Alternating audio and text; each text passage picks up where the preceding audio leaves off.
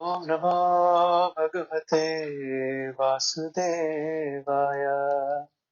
Om Namo Bhagavate Vasudevaya.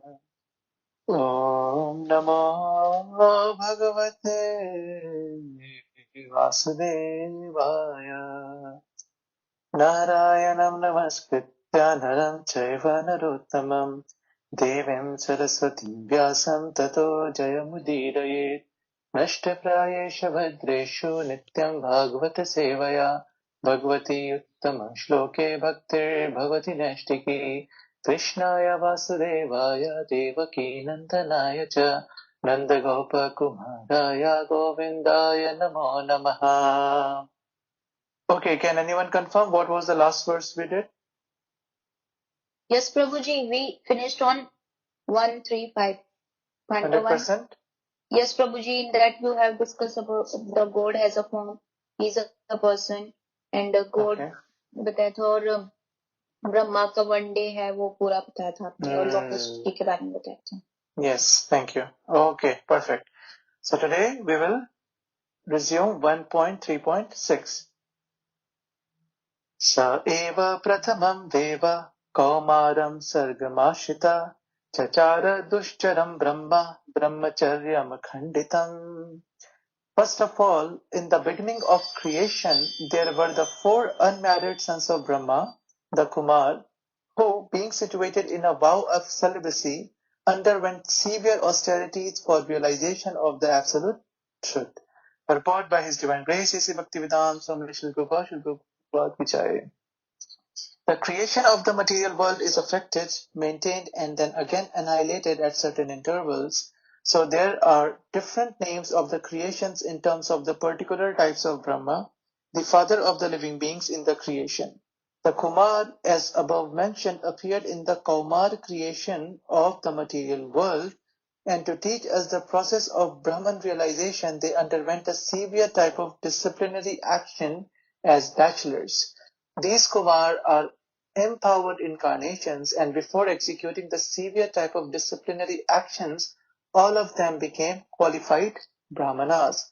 This example suggests that one must first acquire the qualifications of a Brahman, not simply by birth, but also by quality, and then one can undergo the process of Brahman realization. So, two things. Kaumara means the child between the age 1 to 5. So that is called, I think, I'll have to reconfirm that. So it's Kaumar, then it's Pogand, that is between 6 to 10, and then it's Kishore Avastha after that. So the sequence might be up and down, but yeah, I think Kaumar is 1 to 5 years between. That is the age of Kaumar. So these four Kumaras are the firstborn of Lord Brahma. So remember we covered last time how there are three Purush incarnation, that is Mahavishnu, then Garbhodakshaya Vishnu, and then Kshirodakshaya Vishnu. Garbhodakshaya Vishnu, from him Lord Brahma is born and he starts creating all this material world. And the first creation that he does is the Chatush Kumar, or the four Kumar, of whom this verse spoke. And that is the first thing. And the second thing is that as they were born, they became complete celibate and they did sacrifice. So this is an indication to all of us that there are four stages of our life. Let's say our life is 100 years. So the first 25 is brahmachari life, then grihas, then vanprast, and then sannyas. So this is how our life should be divided. So for each and every individual taking the human form of life, the initial 25 years should be the life of a celibate when you go to Gurukul and then you acquire all the knowledge. So this is the Vedic parampara. This is how the life used to be. But it's unfortunately broken in Kali Yuga and we don't have the Gurukul system. So there is no education regarding the celibacy. Because this type of penance and this celibacy is very strong. We have discussed this previously in our first batch, that most of the problem health issues, mental issues, psychological issues, they all arise because of not keeping the vow of celibacy in the first 25 years of age. The person, the individual who has taken that vow and keeps that vow of celibacy, you will see that they are very strong. They don't become sick often, and they don't have any anxiety, depression, and they are in the right path actually. So that is the power of celibacy, which the four Kumaras, the Chatush Kumara, they are telling us. It is said that there are 5 personalities. Now I'll have to revise this, but if someone is struggling to keep that celibacy, or if someone is struggling with lust, so it is said that if you remember these 5 personalities who are Chatush Kumar, then there is Bhishma Dev, there is Narad Muni, there is Lord Hanuman, and I forgot the 5th one. So it is said that every morning you should meditate. And yes, Shukdev Goswami, the 5th one. So if you meditate or just pray every day in the morning to these 5 individuals, who? Chatush Kumar, Bhishma Pitama, Shukdev Goswami, Narad Muni, and Hanumanji. So these 5 are celibates. And if we pray to them, then they will give us the power to remain celibate, to have that tapasya bhav. Okay, so that is the first verse. Then moving on, 137. So you all can start raising your hands now, and then Chaitanya Prabhu, you can align them. I am going to read this one, but be prepared for the next one. Okay. Dvitiyam tu bhava yasya rasat lagatam mahim uddharishyandupadatta jaggesha saukaram vapu. The supreme enjoyer of all sacrifices accepted the incarnation of a boar, the second incarnation, and for the welfare of the earth, he lifted the earth from the nether regions of the universe. So now keep on remembering and make note. The first incarnation that was discussed was the Chatush Kumar. The second incarnation being discussed is the Varaha Avatar. Okay, let's see the purport. The indication is that for each and every incarnation of the personality of Godhead, the particular function executed is also mentioned. There cannot be any incarnation without a particular function, and such functions are always extraordinary. They are impossible for any living being to perform. The incarnation of the boar was to take the earth out of Pluto's region of filthy matter. Picking up something from a filthy place is done by a boar, and the all-powerful personality of Godhead displayed this wonder to the Asur who had hidden the earth in such a filthy place. There is nothing impossible for the personality of Godhead, and although he played the part of a boar, by the devotees he is worshipped, staying always in transcendence. We know the story.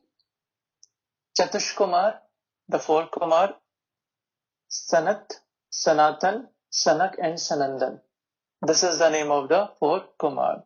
Please note that down, and someone can share in our group as well, and remember that. Okay, I can ask anytime. So the 4 Kumaras, they were wandering once, and as they were near Vaikuntha planets, they got the smell. They could smell the tulsi leaves that is on the lotus feet of Lord Vishnu, Mahavishnu. And they were so much attracted that, and by the way, because we have not, I don't know, I'm just speaking for myself, that I thought I could not understand the smell of tulsi flower, yes, or tulsi leaves. I was thinking, how is it possible that it is so fragrant? But then Manoj Prabhu, he actually gifted me tulsi incense sticks, and that is by far the most fragrant and the best incense sticks I have ever smelled in my life.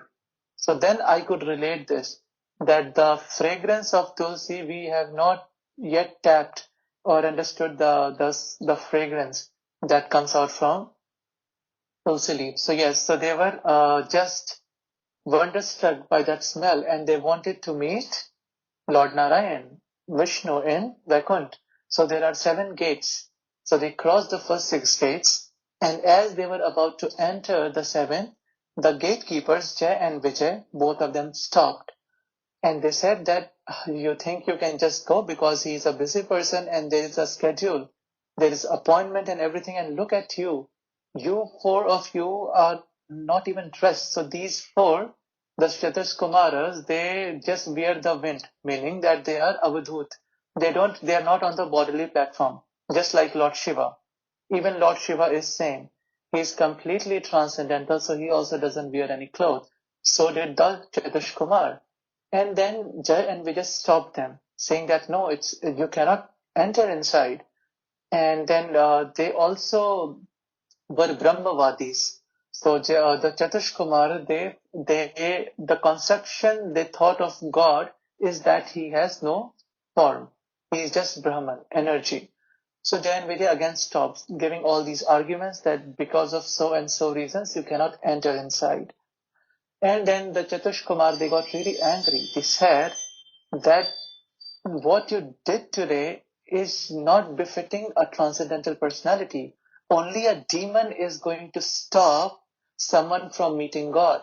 And you exactly played a role of a demon today. So I curse you, we curse you, that you go and you become demon.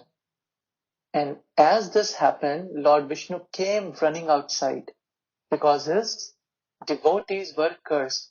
And then Lord Vishnu very humbly, with folded hands, told the Chatush Kumar that, oh, this is not their mistake, this is my mistake if they misbehave with you.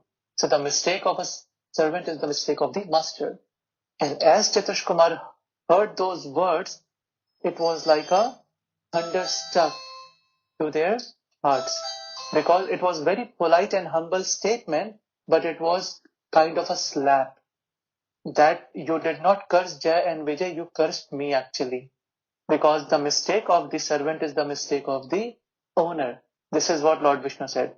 And immediately they could understand that they made a mistake by, they did a Vaishnava aparadh by cursing the devotee, that too in Vaikuntha. And then as a result, then Lord Vishnu said that, okay, fine, we will just ease the curse. So either 3 lifetimes you can become demon, both of you, or somewhere it is said 5 lifetimes, somewhere it is said 10, somewhere it is said 100. But the point is, they said that in more lifetime you'll have to become human, but just 3 lifetimes you'll have to become demon. So what do you select? So Jay and Vijay, they were so sad at that point. They said that, my lord, we cannot bear the separation for more lives. So whatever is the least, we will choose that. And that is why they chose the role of demons, the life of demons. And Lord Vishnu was so compassionate that he said that if you take 3 lifetimes, so don't worry, Jay and Vijay, I will take 4 lifetimes. And I will personally come and rescue you from your material condition. And the first avatar that Jay and Vijay took was Hiranyakashipu and Hiranyaksh, the twin brothers, the twin demons. Then the second was Ravan and Kumbhakarna, and the third one was Shishupal and Dantavakra. And Lord always remembered them as Jay and Vijay. They just dressed like in a drama, in a skit, the person changes their dress. But if we know the person well, we will recognize, oh, he has just painted himself blue. But we know the person behind that mask, right? So when Lord Ram came to fight with Ravan, he saw, hey, this is Jay. And he was not ready to fight with Ravan, thinking that he's my devotee. How can I fight with my devotee? And then everyone reminded, no, this is Leela going on and you have to actually become angry. But Lord Ram is very calm and quiet. So then he had to invoke the anger personification and ask him to please come and possess me so that I become angry, because I cannot be angry at my devotee, at my disciple. So this was the bhav of Lord Vishnu. When he would see Ravan, Kumbhakarna, so he would not see them as demons, he would see them as their parshads. But then, because the leela was going on, so he had to kill them. So yeah, that is the backstory. And then, but again, one thing to understand is that this is Vaikunt we are speaking about, and in Vaikunt, there is no kunta, meaning there is no stress. The word meaning is, kunta means anxiety, stress. And Vaikunt is a place where there cannot be any anxiety, there cannot be any stress. And being angry means to be within the three modes of nature. But Vaikunt is transcendental to the three modes of nature. So a question can be asked that how is it possible that the Chatush Kumar who are self-realized in Vaikunt, they got angry on Jay and Vijay? It's not possible. So this is all the mercy and this is all the plan of Lord. Because of Lord's plan, all these things are decided, that you will become angry, then I am going to curse you. Similarly, Narad Muni. Narad Muni also got the lust. We have covered this past time when he wanted to marry Vishwa Mohini. And then Lord Vishnu comes and marries Vishwa Mohini, and then Narad Muni becomes angry and he curses Lord that you will be separated from your wife the way you have separated me from my imaginary wife. So again, that was Vaikunt. And how could it be that Narad Muni becomes lusty and angry? So it is all the Leela, the desire of Lord Vishnu. Whatever happens in the spiritual world, we have to understand it like that. Now, coming to our present verse. Hiranyaksh comes, and then he is a great demon. And he started creating havoc in the society. And he was so huge that Mother Earth appeared like a small ball. And then he started playing with Mother Earth, and he hid Mother Earth inside water, in the Kshirodak water. And then everyone goes and prays to Lord Brahma that this is your creation, what have you done? Now please save us. And then Lord Vishnu takes an avatar from the nose of Lord Brahma and expands as Varahadev. And then Varahadev, he plays around with Hiranyaksh. And then at that time only Jamavant, he is also born. And Jamavant was actually a cheerleader. He is the first cheerleader of our universe. So he witnessed the fight of Varahadev and Hiranyaksh. And it was very wonderful fight because both of them were strong and huge. And they are playing around, and even Hiranyaksh is also very strong. Why? Because Lord Vishnu wanted Virya Ras. So we know the primary five ras, Madhurya, then Vatsalya, then we have Sakhyaras, Dasyaras, and Shantaras. Other than that, there are 7 more rasas. There are total 12 ras. And out of them, one is Veer. Veer ras is when Krishna or Vishnu wants to fight. But if he will fight with me and you, then just one slap and we will die. So when he has to fight, he has to choose a worthy opponent. So he chose Jay and Vijay. So the fight was very wonderful actually. And Jamavan, he started clapping and cheering for Varahadev.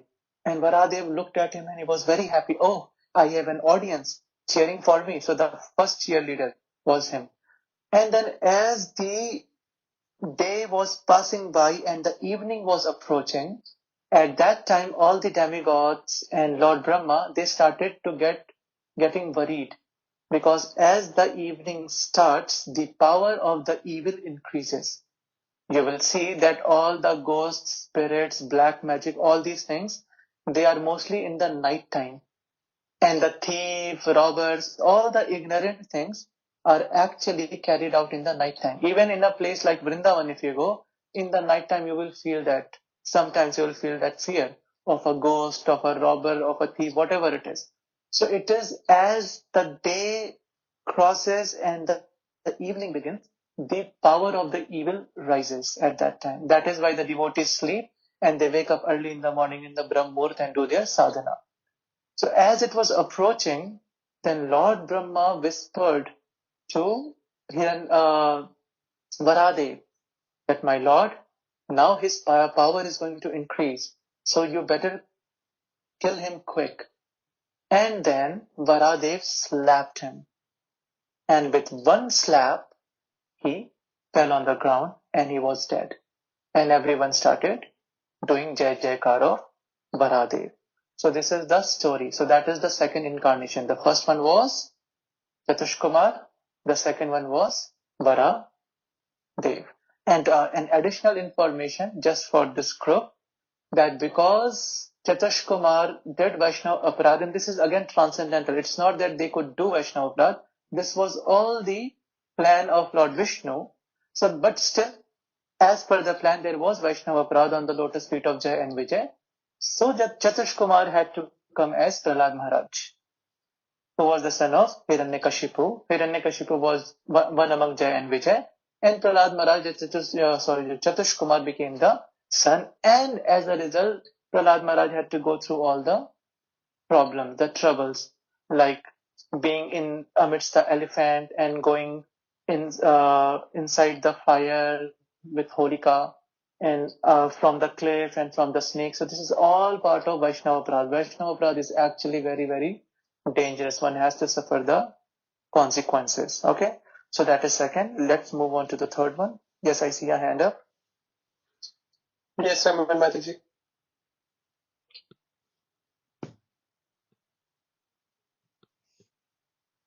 You're on mute. What happened? Prabhuji, can you scroll a little bit down so I can read it? Yes. कृत्यमृषि सर्गम वही देवारसि जीवतः. प्रभुजी एक minute दोबारा पढ़ती हूँ. कृत्यमृषि सर्ग देव ऋषि त्वमेव प्रत्यसः तंत्रम सात्वतमचाष्ठ नैष्कर्म्य अकर्माण्यतः.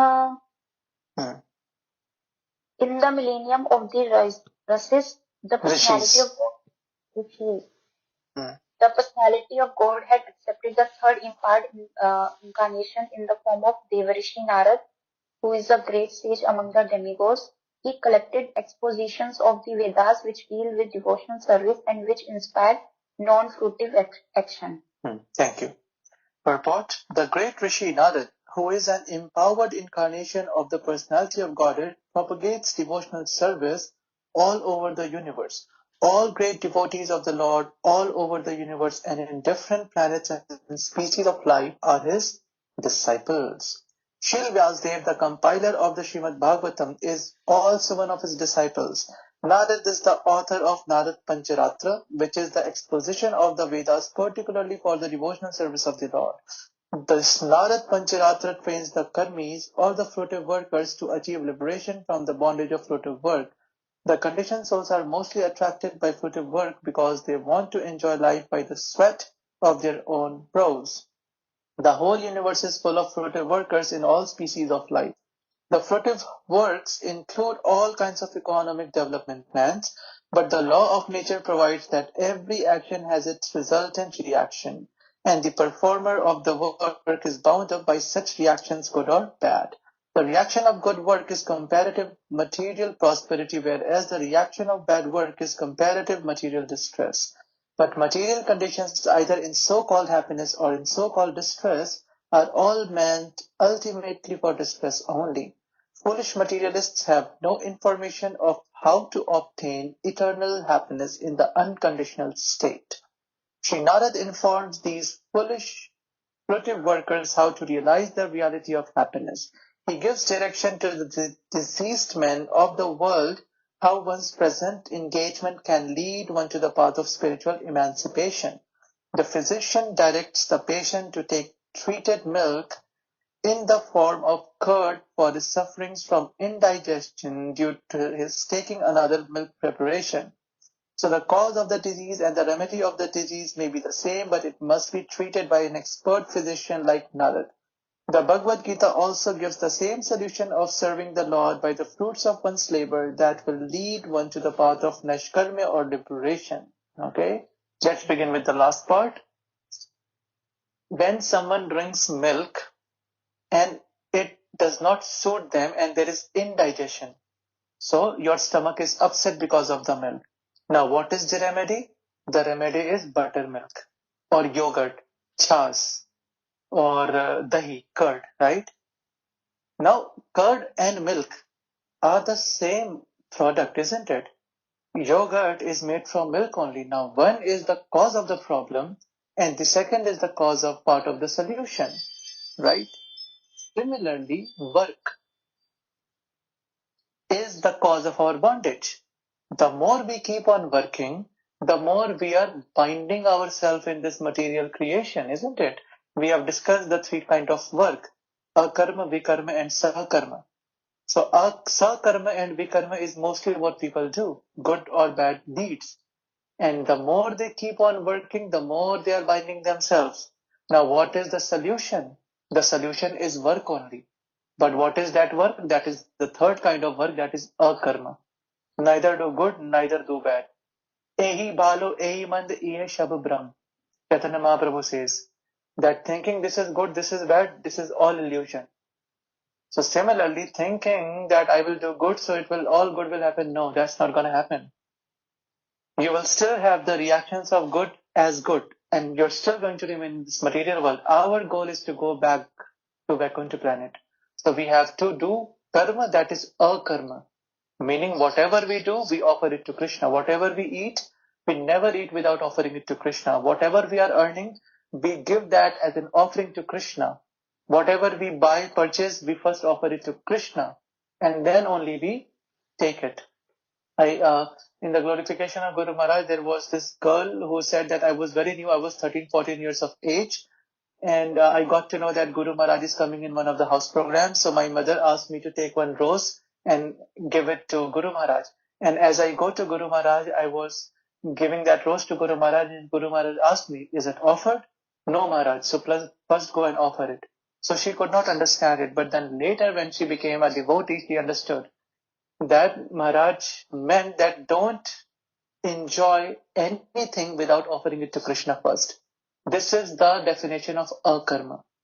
That yes, you can give flowers to your loved ones, but first offer it to Krishna and then give the prasadi to your loved ones.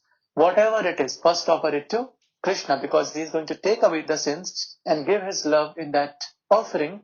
And then whatever you do after that will not have any result. And that is akarma. So you will go back. So the definition or the example of yogurt and milk, the same karma gives different result. But now what's more important is that there must be a guru to explain all this, and that guru is Narad Muni. So for all of us Gaudiya Vaishnavas, Narad Muni is our spiritual master actually. So it comes from Lord Brahma. Lord Brahma's disciple is Narad Muni. From Narad Muni it comes down to Madhvacharya, right? And then Gauranga Mahaprabhu, Chaitanya Mahaprabhu. So Brahma, Madhva, Gauda, Sampradaya. So it is actually flowing from Narad Muni. And it is our responsibility, it is the responsibility of the disciples to correct if someone is offending their guru. Now you see in the society, people make fun of Narad Muni because they are what we say fools. They don't understand who Narad Muni is. Narad Muni is such a dynamic personality. If you will really understand what and who Narad Muni is, you will be amazed to know. He's a space traveler. People here who are doing so much of tapasya to get little siddhi, like someone is studying 20 hours a day to get into IITs or IIMs or MIT or Harvard, Oxford, whatever it is. They are working so hard to just get that little bit of recognition and intelligence. Some people are working so hard to become millionaires, trillionaires, and some people are working so hard to get all these small siddhis. Just imagine about Narad Muni.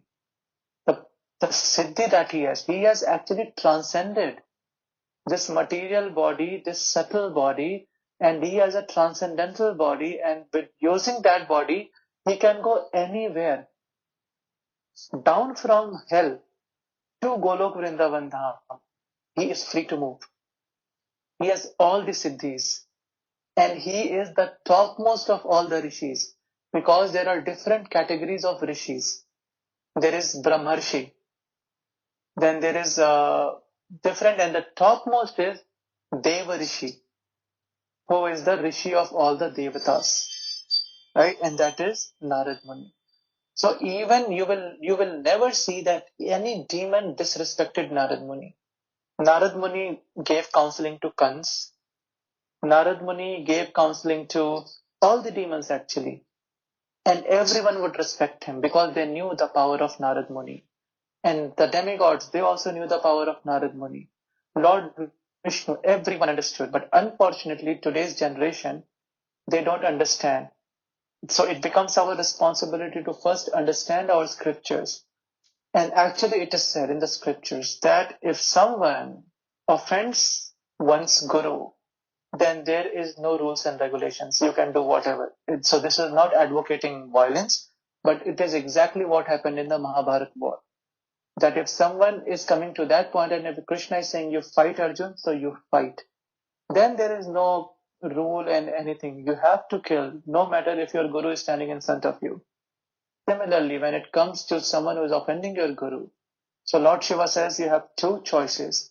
First choice, cut their throat. On spot, there will be no sin. You will not go to hell. It is a glorious thing.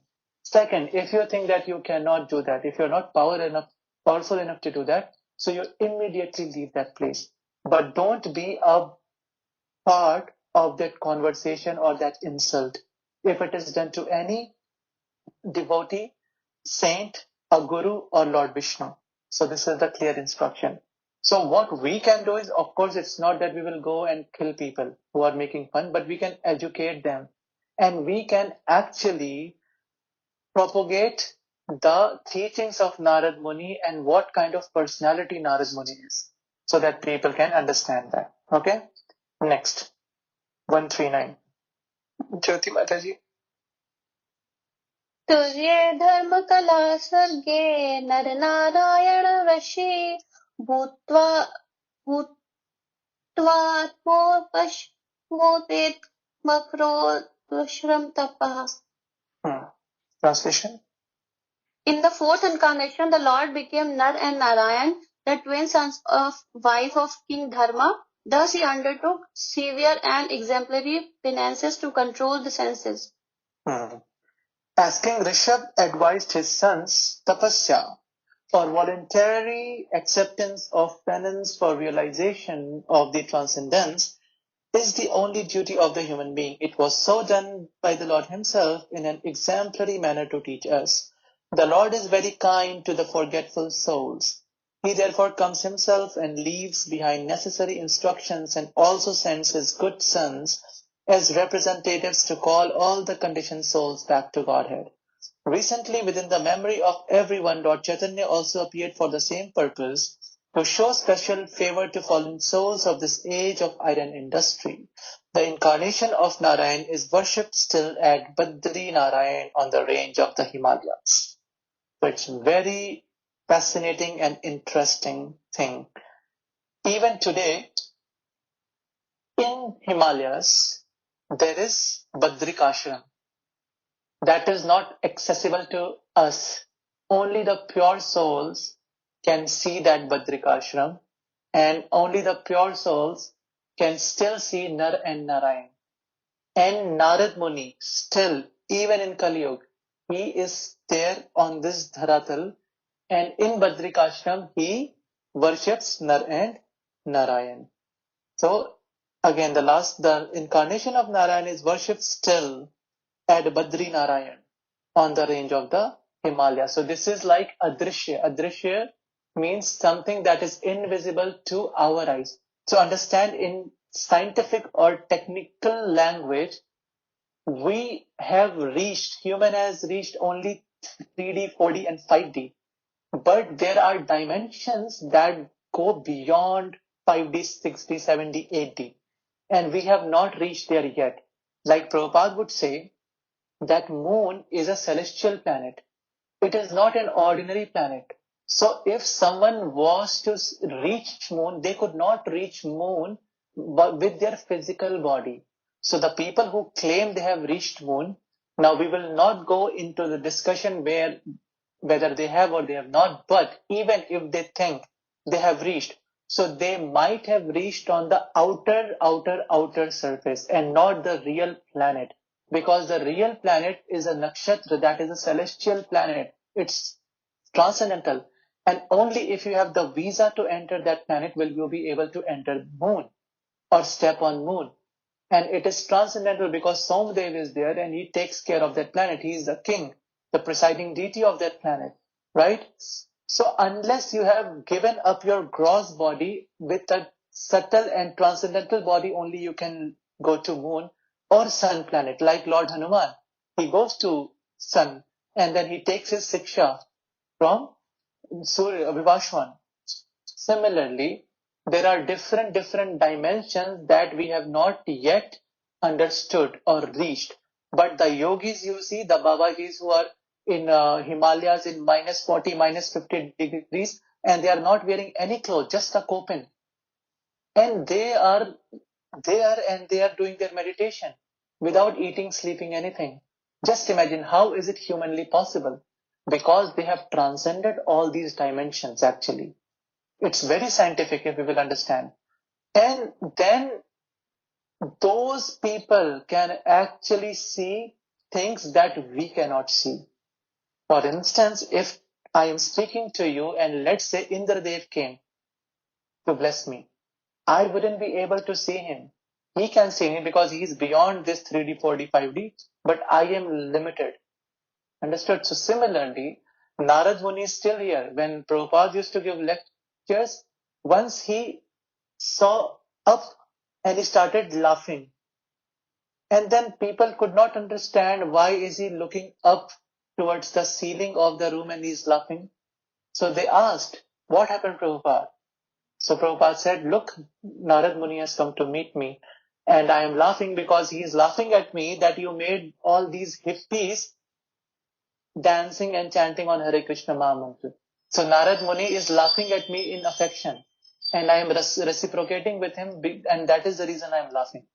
So when he used to give lectures, Prabhupada, he could see Narad Muni coming and the great personalities coming and meeting him. Once Krishna came, it was I think in Kenya or some part there.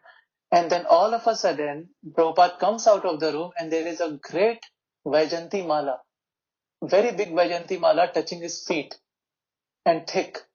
And everyone started looking at each other that this place is like a deserted place. There is no way that such a fragrance and good flower can come here.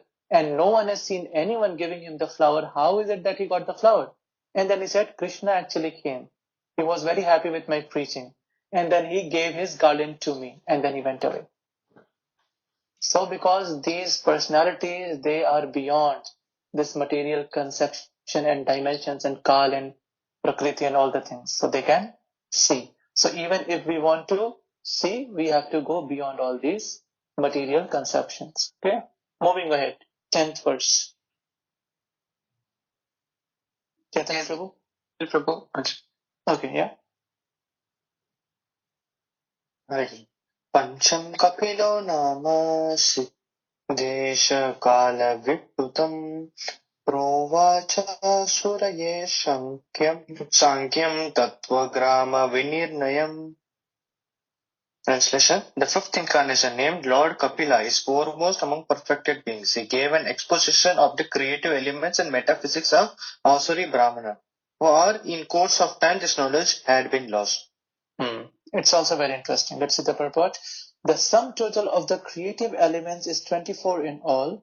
Each and every one of them is explicitly explained in the system of Sankhya philosophy.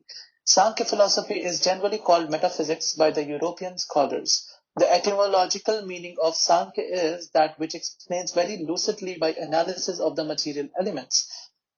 This was done for the first time by Lord Kapil, who is said herein to be the fifth in the line of incarnations. Okay? So in the third canto, we are going to study the teachings of Lord Kapil to Mother Devahuti. So his father was Kardam Muni and Mother Devahuti.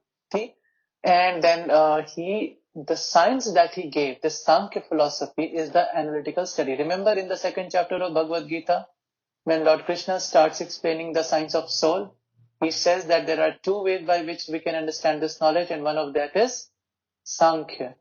Isn't it? Rings a bell? So this Sankhya philosophy was given by Kapil Dev. And even it is so relevant that the medical science actually, they have verified that Kapil Dev actually, he has given in Sankhya philosophy how the soul comes into this material world inside the womb of a mother. And in medical terms, he has given all the minute details that in the first month, this part of the body develops, like the hands, the fingers. Then the second month, this develops. The third, hearing comes. The fourth, this comes. The fifth, there is the sense of smell. And then sixth, seventh, eighth, and ninth, the soul comes out from the womb of the mother. And when verified by the medical science, it was accurate. So this also proves that our scriptures actually is 100%, this Shabd Brahma, hearing from Guru Shishya Parampara is 100% accurate, because this is just one aspect. After reading our Shastra, people got to know about zero, that in the number system, the first digit is zero, what Aryabhat invented. That was even from Shastra. All the equations, derivations of maths, it comes from the Shastra. This Bhugol Khagol, meaning the geography and the astrophysics, astrology and everything, it all comes from our Shastra. It's just that people don't analyze enough. And the Britishers, they burn most of our Shastra. So it's said that only 10% of the scriptures is remaining, but that is, even 1% is more than enough for everything, right? So we will study this in the third canto. So far we have done Chatush Kumar, the first incarnation, then Varadev, the second, Narad Muni, the third, fourth is Naranarayan, and the fifth is Kapil Dev. Let's move to the next one. Yes, Gitanji.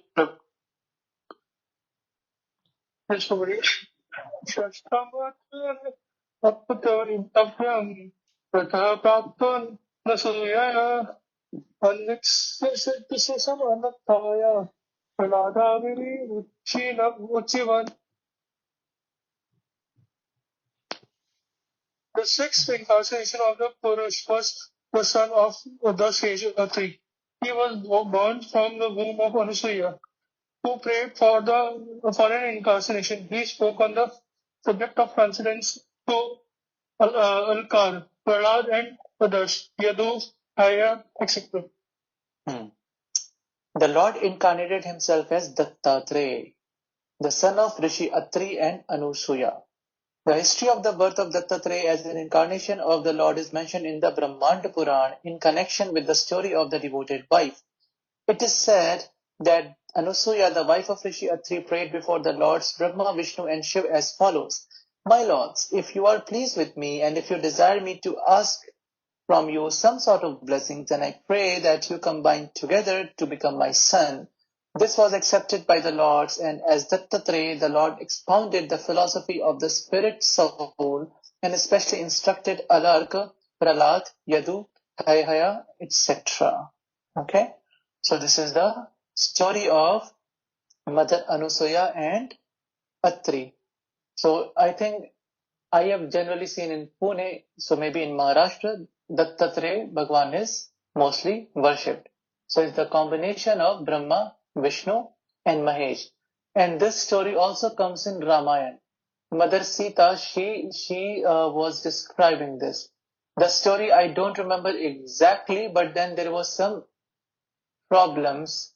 And no, but if I'm not sure, I'm not going to recite. I'll confirm that and come back to you. But yeah, the story was, the latter part of the story is that Anusuya, Mother Anusuya, she was very chaste lady. Chaste means very pious and completely devoted to her husband. And then there was this question that who is the most pious? And Brahma, Vishnu, Mahesh, actually all three of them were sent to test Mother. And after that, the story is that when they go and they wanted to test. So Mother Anusuya, as she saw Brahma, Vishnu and Mahesh, she saw them as child. So she had this mamta bhav as soon as she saw all three of them. And as a result, to fulfill the desire, Brahma, Vishnu and Mahesh, they came in a combined form as the son Dattatreya of Mother Anusuya and Atri. So this is the story, but this is a big story, actually a huge one. I will revise that and I will tell you the exact story later sometime. So remind me, okay? So that is the 6th avatar of Dattatreya. Moving on to the 7th one. Maybe I can read. Yes. Saptama akutyam pracheryagno bhayajayata sayamadyeha suraguner apad swayam bhuvantaram. Translation: the 7th incarnation was Yajna, the son of Prajapati Ruchi and his wife Akuti. He controlled the period during the change of the Swayambhu Manu and was assisted by the demigods such as his son Yama. Yes, right. So who is Yajna? Yajna was the son of Prajapati Ruchi and his wife Akuti. Now again, understand this. Lord Brahma is the original Prajapati. Praja means Janta, all of us is Praja, subject, and Pati is who is the father, meaning who is the original person and who gives birth to everyone.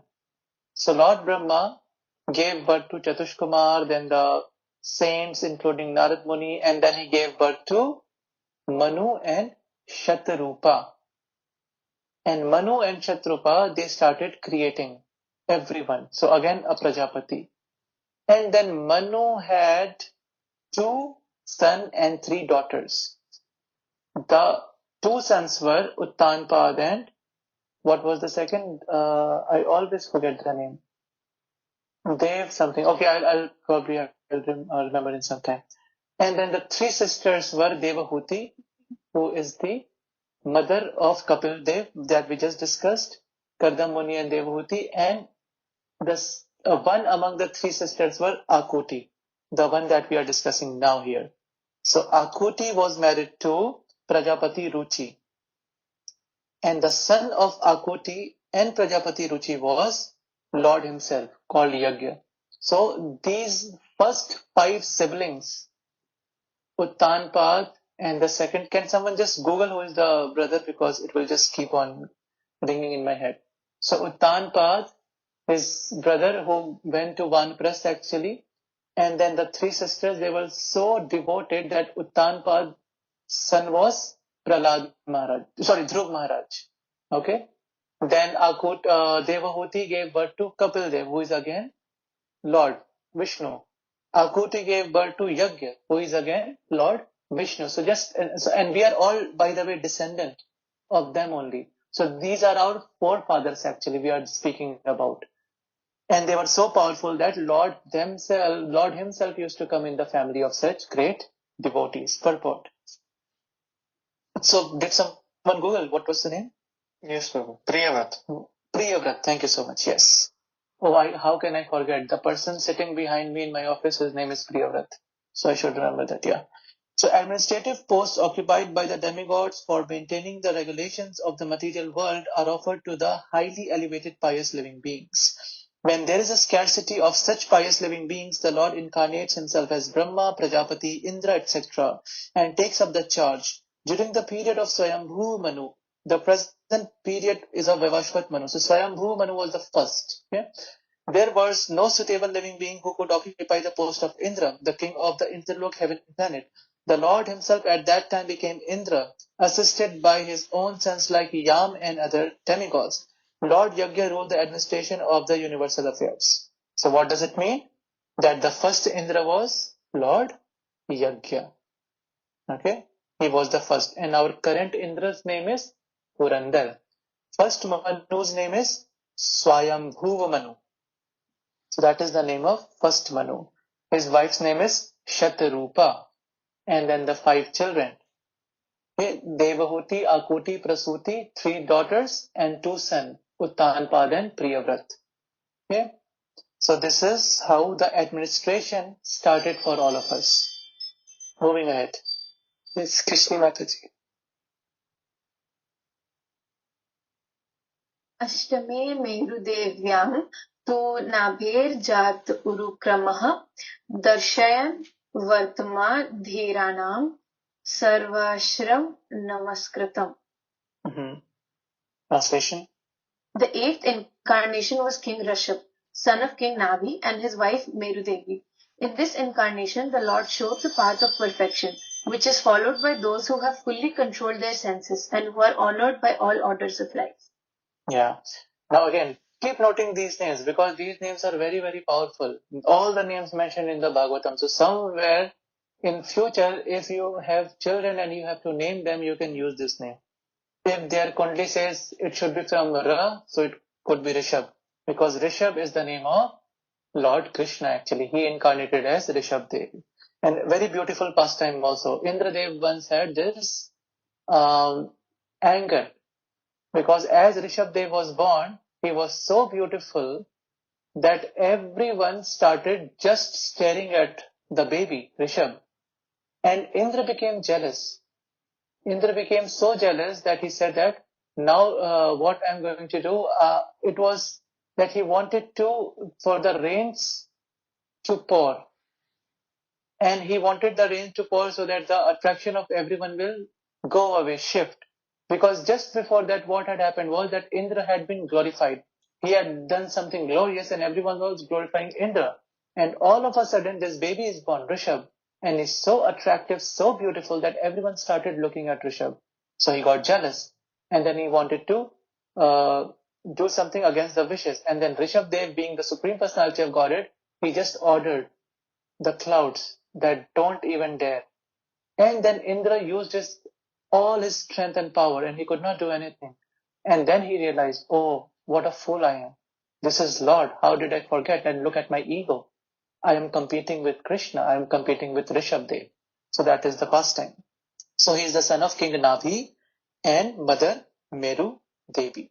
This is the 8th incarnation. The society of human beings is naturally divided into 8 by orders and statuses of life. 4.13. Remember at least the verse number 4.13. Chatur Varnam Maya Srishti Gun Karma Vibhagasha. That my Srishti, my world is made of 8. Chatur Varna. It's 4 divisions. 4 Varn and 4 Ashram. Right? The 4 divisions of occupation and 4 divisions of cultural advancement. The intelligent class, the administrative class, the productive class, and the laborer class are the 4 divisions of occupation. And the student life, the householder's life, the retired life, and renounced life are the 4 statuses of cultural advancement toward the path of spiritual realization. So what is that? The first, the intelligent class, that is Brahman. Then administrative class is Kshatriya, the productive is Vaishya, and the laborer class is Shudra. And the 4 divisions are the 4 divisions of occupation. And then student life is Brahmachari life, householder is Grihast, retired is Vanprasth, and renounced is Sannyasi. So these 4 and 4 is 8, Varna Ashram.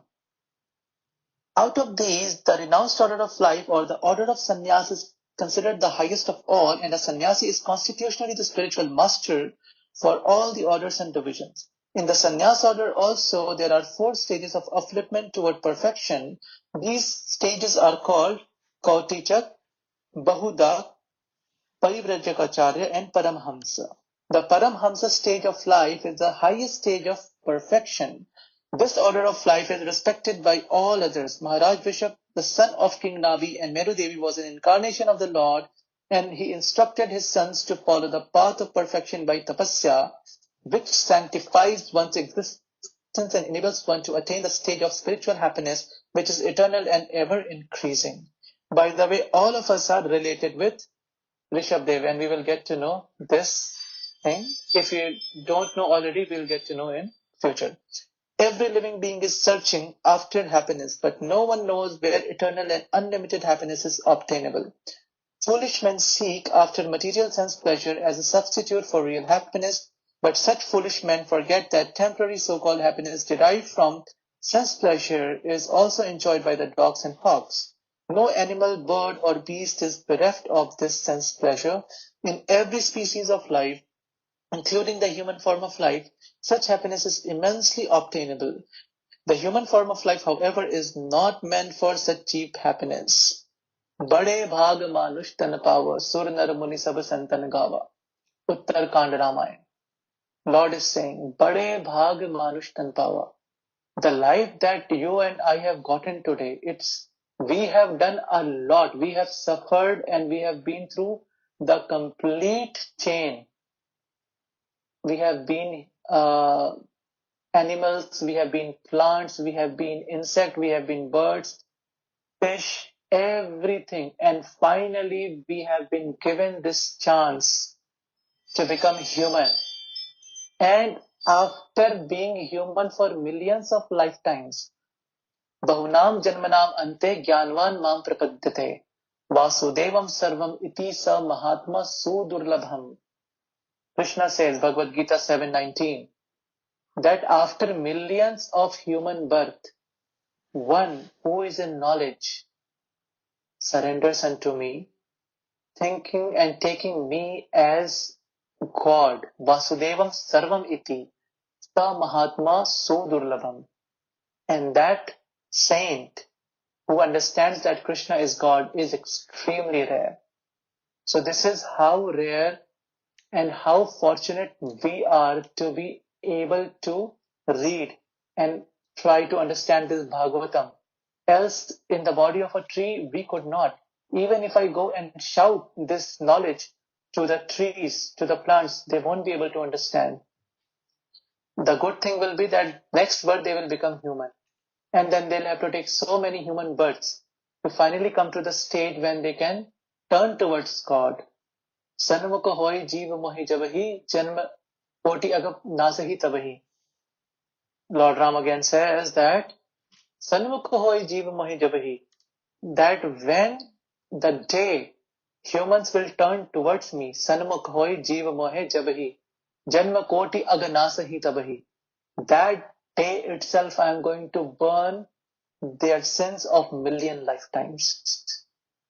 So if we are hearing Bhagavatam, Nityam Bhagavata Sevya, if we are doing, that means Lord Ram has already burned the sin of millions of lifetimes, and that is why we are here today sitting.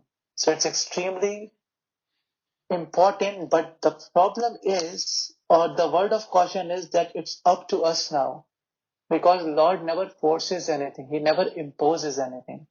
After speaking Bhagavad Gita, He told Arjun, now I've given you everything. It's up to you whether you want to take my instructions or do you want to do as you please. So similarly, after taking away all our sins, after bringing us to this platform where we can have devotee association, we are chanting, we are hearing Bhagavatam, we are doing service in the temple, we have access to all the lectures. Now Krishna says, it's up to you. Do you want to continue or no? So that is why we have to be extremely careful that we have to be in this pack of devotees, in this herd or in this association of devotees, because then only we'll be able to understand the importance of this human life. Else what happens is, one bad incident and then people leave saying that, oh, this is all superstition, this is all blind faith, this is all politics, this is all this is all that. But we have to be extremely careful after coming to this position. Okay, the human life is meant for attaining eternal and unlimited happiness by spiritual realization. The spiritual realization is obtained by tapasya, or undergoing voluntarily the path of penance and abstinence from material pleasure. So this is again very important, that if we have to have spiritual realization, we will have to undergo tapasya. You cannot sleep 6 a.m. in the morning and say that I will, like the people who are on YouTube claiming that God came in their dream and then God spoke with them and then their Laddu Gopal is drinking milk and this and that. You check with them, hey Baba, are you waking up for Mangal Aarti every day? and you check with them, okay, Krishna is speaking to you, you sit with me and you chant 192 rounds with me. 22 hours, you and I, let's sit and chant. That day you will get to understand how much Krishna is speaking to that person and how much bhav they have. They won't be able to do that, right? So until and unless we do tapasya and constant tapasya, we are not going to have this spiritual realization. This is just Sahajiyapanti. Sahajiyapanti means Sahaj. Whatever I felt, I just got something and I thought that Krishna is speaking to me. Some person who I know is taking regular drugs, they are meat eaters, they break all the 4 regulative principles. I know them personally, and they met some XYZ guru who said, from tomorrow you take my name, take me as God, and you chant this mantra. And then he comes, brother, you know what? I saw Lord Krishna. I saw Lord Shiva. And then next day he is eating meat. So this is the reality. So people don't understand that this, like there is milk and there is ghee in the milk, but there is a process to churn that milk, that butter. You cannot take the bottle of milk and say this is ghee. No. You have to churn the milk and then you take out butter, isn't it? So similarly, you cannot just say that, oh, I just started and then I got Krishna Prema and everything. No. You have to churn everything out. All your anarthas should go away and you should have this Prema Bhakti.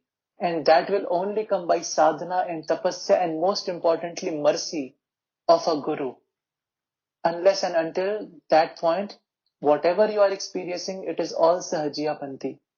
It is just your mental concoction and nothing else. So remember, tapasya is very important for your life. Sadhana is extremely important. Moving ahead.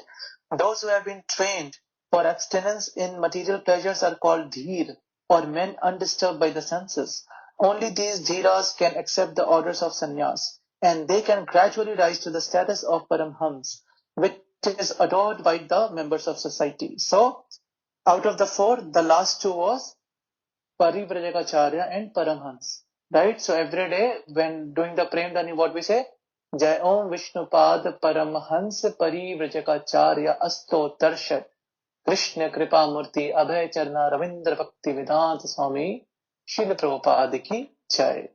So Jai Om Vishnupad. Vishnupad is the feet of Lord Vishnu. Paramhans. Why Paramhans? Because Hams is swan. And the swan is it's in the mode of goodness, it's transcendental actually, because a swan can differentiate between milk and water. So if you give milk and water together, the swan will be able to differentiate milk from water. And similarly, a guru, a paramhams, can differentiate Maya from Krishna. They know what is Maya and what is Krishna. That is why the title Paramhams. Parivrajagacharya. What does that mean? Parivrajak means one who travels place to place. And he is Acharya. Acharya means who teaches. Meaning, a Parivrajagacharya is a person who goes place to place and gives Krishna consciousness and makes them devotee, like Prabhupada. He traveled all over the world. So that is why Jai Om Vishnupad Paramham Parivrajagacharya Astotarshad, as a matter of respect, 108, Krishna Kripa Murti, because he is the mercy of Lord Krishna for all of us. Krishna Kripa Murti, Bhaktivedanta Swami Prabhupada ki Jai, we say every day. Okay. So King Rishabh propagated this mission, and at the last stage he became completely aloof from the material bodily needs, which is a rare stage not to be imitated by foolish men but to be worshipped by all. So we will, in detail, we'll hear the pastimes of Rishabh Dev, and of course we won't be able to imitate anyways, but it's very heart-touching or heart-shattering pastime of Rishabh Dev. Okay, so I'm going to stop here.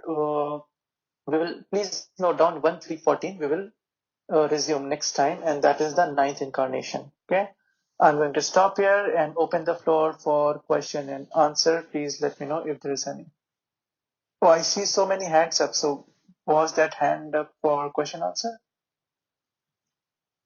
Okay, yes. Tanuj Prabhu, is there a question? Yes, Prabhu. Hare Krishna, Prabhu. You mentioned today that Varahadev appeared from the nose of Lord Brahma. Is that correct, Prabhu? Yes. Also, we have mentioned, Prabhuji, that in every avatar that enters the material world enters through Śrīmad-Bhāgavatam Vishnu. Yeah. So, did Varaha avatar also enter through Śrīmad-Bhāgavatam Vishnu? Okay, so understand it this way, that there is a protocol, okay, that Krishna has to come in this time, so his calendar is booked, that he's going to come at this time, in the 27th Dwapar Yuga of this Kalp of this year of Brahma. Now Krishna is free either to follow that protocol and he can break the protocol, right? He's the Swarat. So he can do anything. Like Lord Narasimhadev came from a pillar. So who is his father and mother? The pillar, right? Because he is born from pillar. Now they are supposed to come via the medium of Garbhodakshai Vishnu or Kshirodakshai Vishnu, right? Yeah. But they can still appear from everywhere and anywhere, and at the same time, they can still appear from Kshirodakshai Vishnu. You and I won't be able to understand this, that how it happened, right? For instance, we see that Lord Krishna is born from the womb of Mother Devaki. But in actuality, he comes in the mind of Vasudeva. And then it transfers from the mind of Vasudeva to the heart of Mother Devaki. And to the heart of Vasudeva, and from the heart of Vasudeva to the womb of Mother Devaki. Now, scientifically, that is not, we cannot perceive this thing, right? But yeah, for him, Prabhu, we have to understand that anything is possible for Krishna and for Narasimhadev. Okay, Prabhuji. Thank you so much, Prabhuji. Yeah, Hare Krishna. Yes, Vedas Prabhu. Prabhu, Varahadev had to come personally to save our earth, and all the dhams are on this planet. So is our planet special in this big universe? Yes, of course. It's special. And see, now as I said, that there are two reasons why Krishna appears. The external is Paritranaya sadhanam vinayashaya dushkritam dharma sansthapanarthaya sambhavami yoge yoge. To save the sadhus, to kill the miscreants, to reestablish dharma, I come once in every millennium. But the internal reason is anugrahaya bhaktanam manusham deham mastitam bhajate tadrishi krida yat chutva tatparo bhavet. 10:33-36 Bhagavatam. Internal reason is he comes for his devotees. So Jay and Vijay are his devotees. So he actually comes to take them back to Golok Dham or Vaikuntha Dham. Okay, Prabhu? Oh, Hare Krishna, thanks. Haribol. Yes, Krishni Mataji. Hare Krishna, Prabhuji. I Hare Krishna. actually had two general questions. One was, so since we are not living in India, I am assuming everybody's in Ireland. I'm very sorry if I'm wrong. Yes, everyone is. Yeah. So I was recently reading some texts and I got to know that during the Sandhya Kal time, we should only be chanting Harinam, or we should be just remembering Lord Krishna. So, but how do we determine Sandhya Kal for us, since we have such huge differences during the times? No, so it depends on which place you are at. For instance, Sunday is Ekadashi for us because we are in Ireland. So as per the astrological calculation, it's Sunday. But the Ekadashi in India is Saturday. And also in India, in Delhi, it could be Saturday. In Maharashtra, Mumbai, it could be Friday. So depending on where you are, you will take that graha and nakshatra and you will work according to that. Understood? So here, this is our Sandhya. Oh, okay. 7 to 9. Okay, Prabhuji. And second, as you said that if anybody is trying to disrespect our Gurujis, or anybody is trying to disrespect them, and we try to fight them back, but when we're speaking to them politely or we're trying to explain to them, they just reject whatever we say. They just turn a blind eye to this. So how do we handle such kind of situations? Yeah, so the second option is if you feel that, for instance, people are drunk, they are on drugs, and you know that whatever you say, it's like banging your head against the wall. It's not going to work here. And it's a waste of time. So you just leave that place, right? So that is one thing. And the second thing is that if you sense that yes, this person is ignorant, but is not a hopeless case, there might be some hope that he is or she is just influenced by media or an individual. So maybe if I give him or her some logic, then they are going to understand. So you try that. And if not, then at least if everyone loves to eat, so get them to the temple. It's free for all. Come, you eat on Sundays. You want to dance, you dance on our kirtans. That's it. And they will do that.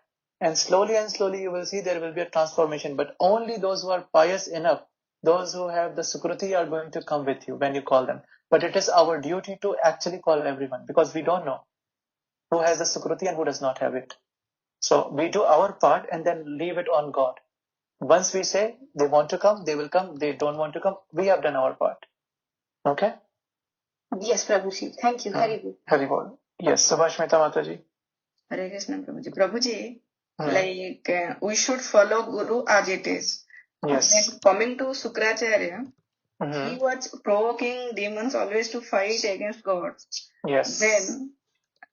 Then, but in our, in human life also, Venus is having very important, means like Kundli, I'm talking. Then how Venus plays very important role in human life also, being a guru, I noticed in case of Bali Maharaj, maybe he was punished because of wrong guidance. Because most of then how Venus plays very important role in our Kundli horoscope?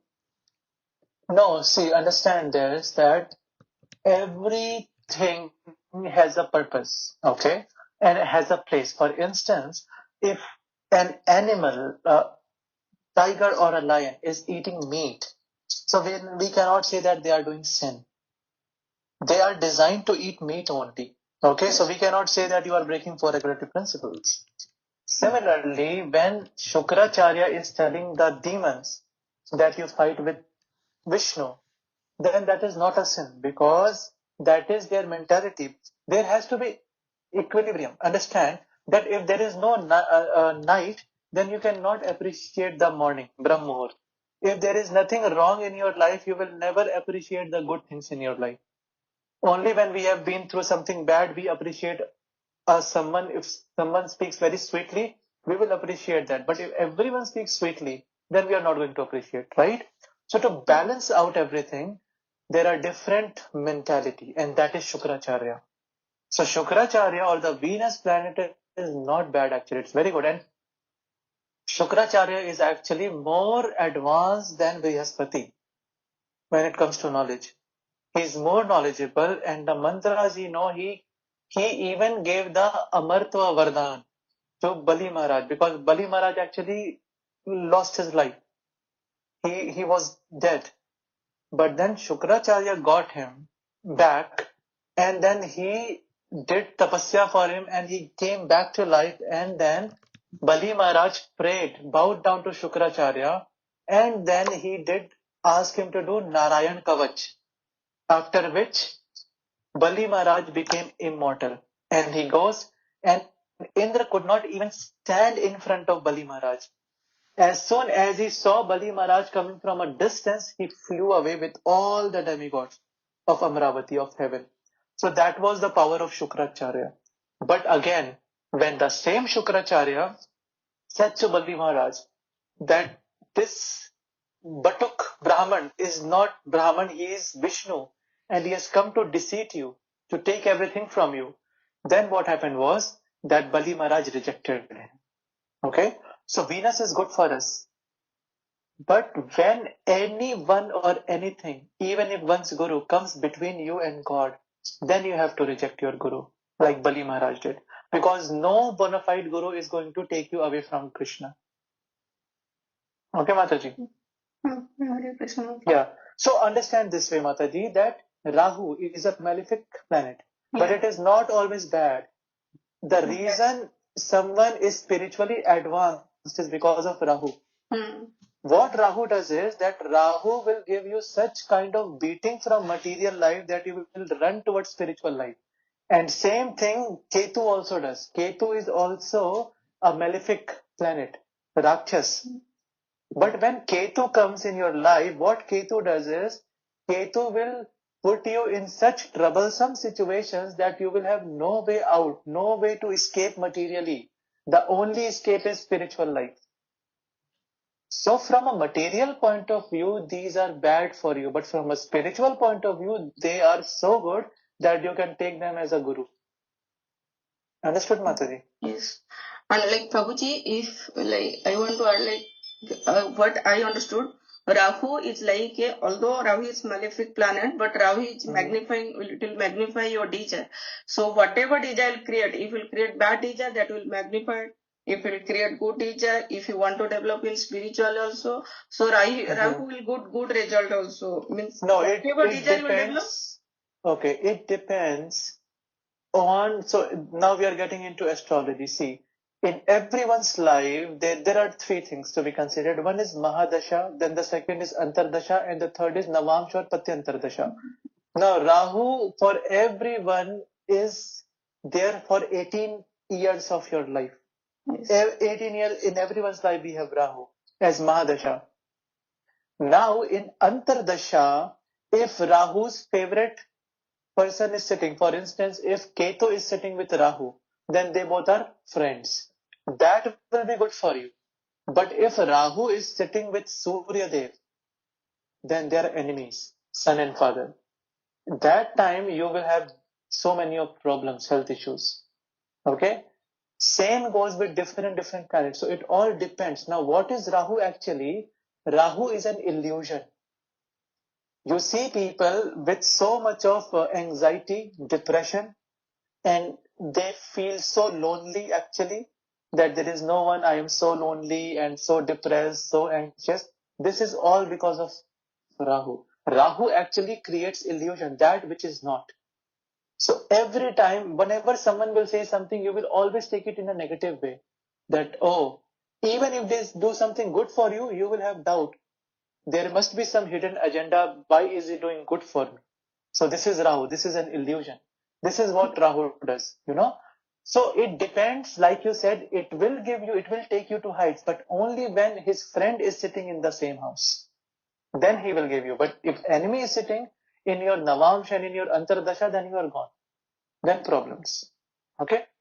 Okay. Hare Krishna. Yeah. Hari. Thank you. Yes. Jyoti Mataji.